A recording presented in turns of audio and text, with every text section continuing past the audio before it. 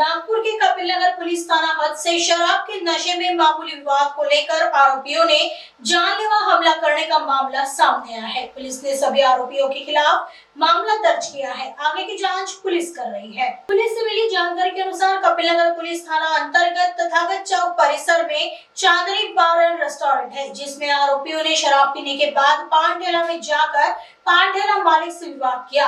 वाद विवाद बढ़ने के कारण आरोपियों ने अभिषेक तरकसे, शुभम तरकसे, नयन रामटेके पर चाकू से जानलेवा हमला कर दिया, जिससे तीनों गंभीर घायल हो गए। बताया जा रहा है कि वहां से कपिल नगर पुलिस गश्त कर रही थी, तभी पुलिस को यह घटना होते हुए दिखाई दिया। पुलिस को देखते ही आरोपी मौके से फरार हो गए। पुलिस ने तीनों घायलों को इलाज के लिए निजी अस्पताल में दाखिल करवाया, जहां तीनों की स्थिति स्थिर बताई जा रही है। पुलिस ने आरोपियों के खिलाफ विभिन्न धाराओं के तहत मामला दर्ज कर लिया है। आरोपियों की तलाश पुलिस कर रही है। आगे की जांच पुलिस कर रही है।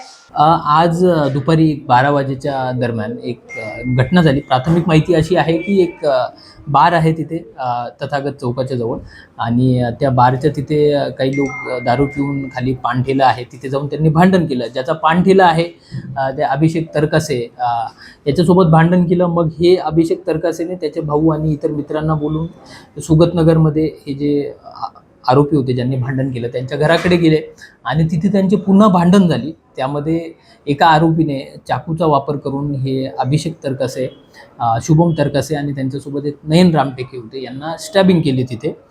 परंतु ही घटना होत असतानाच आपले कपिल नगरचे बीट मार्शल तिथून पेट्रोलिंग करत जात होते, तर त्यांनी बघितल्यानंतर आरोपी तिथून पळून गेले।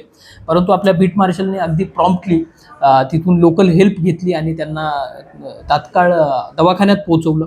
त्याच्यामुळे ते तिघही जे जखमी आहेत सध्या ते तिघही स्टेबल आहेत, तर त्यांच्यावर डॉक्टर देखील उपचार करत आहेत आणि आरोपींचेही नाव निष्पन्न झालेले आहेत। लवकरात लवकर आरोपी आपल्या कस्टडीमध्ये असतील। थँक्यू।